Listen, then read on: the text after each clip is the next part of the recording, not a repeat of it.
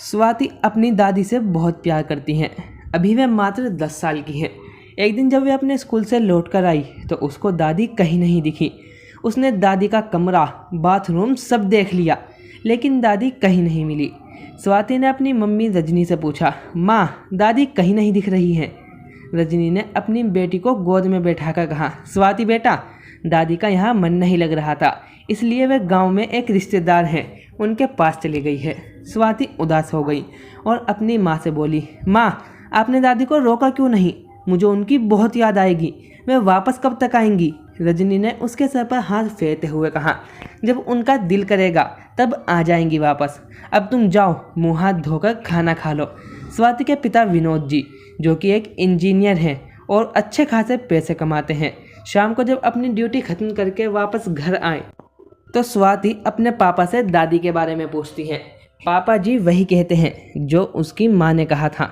स्वाति अपने पापा से कहती है, पापा तो दादी से मेरी बात करा दो, हमें छोड़कर उन रिश्तेदारों के पास क्यों चली गई? अब मैं किसके साथ रहूँगी? कौन मुझे कहानियाँ सुनाएगा? पापा भी स्वाति को टालते हुए कहते हैं, बेटा दादी को यहाँ अच्छा नहीं लगता था, इसलिए वे गांव चली गई।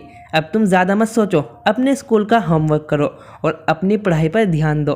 दादी का जब भी मन करेगा वे वापस आ जाएंगी। स्वाति जब भी दादी से बात करने के लिए कहती तो उसके मम्मी पापा कोई ना कोई बहाना मारकर बात को टाल देते। ऐसे ही 2 महीने बीत गए। एक दिन स्वाति के स्कूल वाले सभी विद्यार्थियों को म्यूजियम के लिए लेकर गए। स्वाति भी गई हुई थी। सभी बच्चे बहुत उत्साहित थे उस म्यूजियम को देखने के लिए। एक अध्यापक ने बड़ी सतर्कता के साथ सभी बच्चों को वहां पर रखी वस्तु के बारे में समझाया। म्यूजियम घूमने के बाद जब सभी बच्चे बस की तरफ वापस आ रहे थे कि तभी स्वाति की नज़र एक पेड़ के नीचे बैठी बूढ़ी औरत पर गई, जिसकी शक्ल दादी से कुछ कुछ मिलती थी, लेकिन वह फटे पुराने कपड़े पहनकर लोगों से भीख मांग रही थी। एक पल के लिए स्वाति ने सोचा कि उसकी दादी इस हाल में क्यों होगी? नहीं, उसकी दादी नहीं हो सकती, यहाँ कोई और होगी। मम्मी पापा ने तो कहा था कि दादी गांव में है। स्वाति के मन में ढेरों प्रश्न आ रहे थे।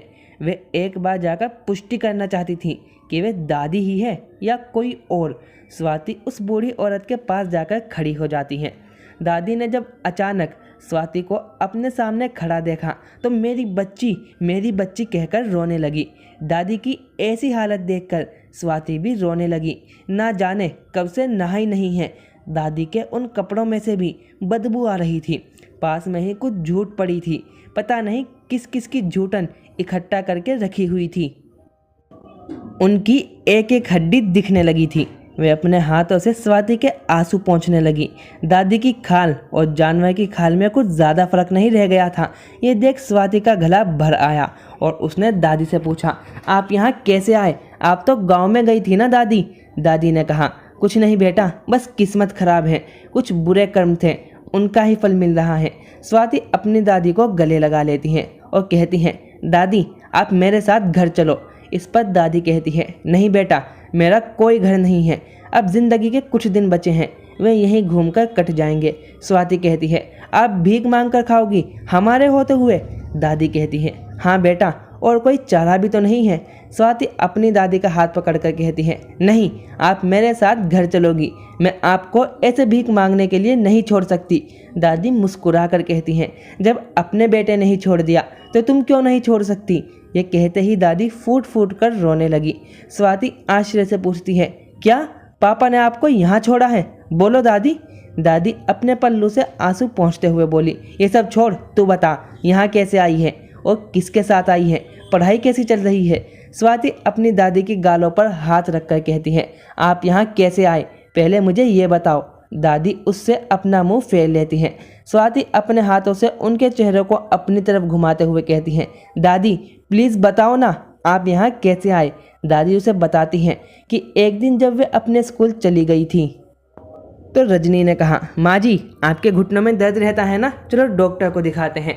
वे मुझे डॉक्टर के यहाँ ले जाने का बहाना करके पता नहीं कहाँ ले गई। एक जगह पार्क में मुझे बिठाकर कहा, आप यहीं बैठो, मैं थोड़ी देर में आती हूँ। सुबह से शाम हो गई लेकिन तेरी माँ वापस नहीं आई। 2 दिन तक मैं वहीं तड़पती रही। फिर एक लड़का मथुरा दर्शन के लिए जा रहा था, उसने मुझे खाना खिलाया और कहा, अम्मा मैं आपको घर छोड़ देता हूँ, अपना पता बता दो। मैंने कहा, बेटा मेरा कोई घर नहीं, तब वह मुझे यहीं छोड़ गया। तब से मैं यहीं हूँ। स्वाति को आज अपनी मम्मी से घृणा हो रही थी। उन्होंने उसकी दादी को मरने के लिए छोड़ दिया। इतने में स्वाति को ढूंढते हुए उसके सर भी आ गए थे, जिन्होंने उन दोनों की सारी बातें सुन ली। सर स्वाति से कहते हैं, कोई बात नहीं स्वाति, तुम्हारी दादी को मैं अपने पास रख लूँगा, तुम परेशान मत हो। स्वाति रोकर कहती है, नहीं सर, मेरी दादी मेरे साथ ही रहेंगी। सर मुझे रास्ता नहीं पता, तो क्या मैं अपनी दादी को बस में ले जा सकती हूँ? सर कहते हैं, हाँ क्यों नहीं, ज़रूर ले जा सकती हो। स्वाति उस ट्रिप से वापस आती हैं। पापा भी ऑफिस से आ गए होंगे। वे दादी को घर के बाहर ही बैठा देती हैं। अंदर पहुँचते ही मम्मी ने पूछा, कैसी रही तुम्हारी ट्रिप? स्वाति कुछ नहीं कहती। फिर पापा कहते हैं, स्वाति मम्मा कुछ पूछ रही हैं, बेटा उसका जवाब तो दो। स्वाति ने कड़क आवाज़ में कहा, क्यों दूं मैं आपको आंसर? कौन है आप? मम्मी पापा दोनों आश्चर्य होकर स्वाति से पूछते हैं, क्या हुआ बेटा, तुम ऐसे क्यों बात कर रही हो? स्वाति कहती हैं। कुछ देर तक वे दोनों समझ नहीं पाते कि स्वाति ऐसा अजीब बर्ताव क्यों कर रही है। स्वाति फिर कहती है, यह घर किसके नाम है पापा?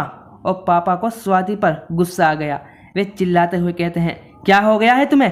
कैसी बात कर रही हो? सब कुछ तुम्हारा ही तो है। इतने में मम्मी भी कहती है, बेटा सब कुछ तुम्हारे लिए ही तो है, जो कुछ करते हैं हम सब वे तुम्हारे लिए ही तो करते हैं।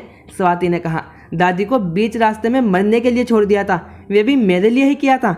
ये सुनते ही मम्मी की आंखें खुली की खुली रह गई। स्वाति कहती है, आप मुझे पढ़ा लिखा कर योग्य बना दो, फिर आप दोनों खुद ही अनाथ आश्रम में चले जाना। पापा गुस्से से बोलते हैं, क्या बकवास कर रही हो, हम क्यों जाएंगे अनाथ आश्रम? ये हमारा घर नहीं है क्या? इस पर स्वाति कहती है, घर तो दादी का भी था, जो आपने अपने नाम करा लिया। दादी को दर दर की ठोकरें खाने के लिए छोड़ दिया। पापा कहते हैं, पर बेटा दादी तो गांव गई थी ना शादी में। स्वाति गुस्से से कहती है, बस भी करो पापा, और कितना झूठ बोलेंगे? पापा कहते हैं, मैं क्या झूठ बोल रहा हूँ, तुम कहना क्या चाहती हो? स्वाति अपनी मम्मी की तरफ देखकर कहती है, मम्मी दादी को अकेला अनजान जगह पर मरने के लिए छोड़ आई थी, क्या आपको पता नहीं है पापा?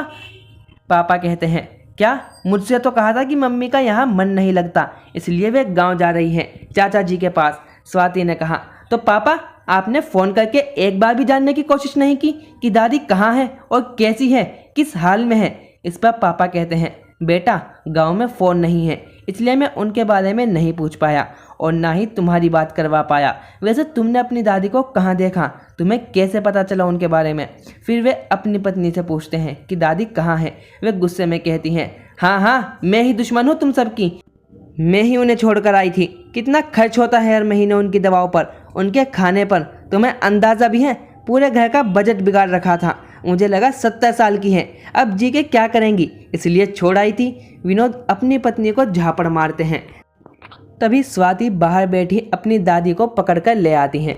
जहां विनोद अपनी पत्नी को हाथ पकड़कर घर से बाहर निकाल ही रहे होते हैं, तभी अपनी माँ को देखकर उनके पैरों में गिर जाते हैं। मम्मी मुझे माफ़ कर दो, मैंने इसकी बातों पर विश्वास किया, ये मेरी सबसे बड़ी भूल थी, लेकिन अब ये यहाँ नहीं रहेगी। दादी अपने बेटे का हाथ पकड़ते हुए कहती हैं, बेटा वे कहाँ जाएगी, उसे माफ़ कर दो। विनोद कहता है, मम्मी इसने आपको मारने के लिए छोड़ दिया और आप इस पर तरस खा रही हो। नहीं मम्मी, अब ये यहाँ नहीं रह सकती। रजनी अपनी सास के पैरों में गिर जाती है। मुझे माफ़ कर दो मम्मी जी, मुझे माफ़ कर दो, मैं आगे से कभी भी ऐसा नहीं करूँगी, एक बार मुझे माफ़ कर दो। लेकिन विनोद नहीं मानता। फिर दादी कहती है, बेटा तू भी वही कर रहा है जो इसने मेरे साथ किया, तो तुझ में और इसमें क्या फ़र्क रह जाएगा, इसे छोड़ दे, मेरी परवरिश ऐसी नहीं। अपनी सास के आगे हाथ जोड़कर कहती है, मम्मी जी मुझे पता नहीं क्या हो गया था, बस आप एक बार मुझे माफ़ कर दो। सास कहती है, बहू तुम्हें अपनी गलती का एहसास हो गया, यही बहुत बड़ी बात है। तो दोस्तों आपको वीडियो कैसी लगी कमेंट सेक्शन में ज़रूर लिखिए, और ऐसी और वीडियोज़ के लिए हमारे चैनल को लाइक शेयर और सब्सक्राइब करना ना भूलें। मिलते हैं नेक्स्ट वीडियो में। Thank you for watching.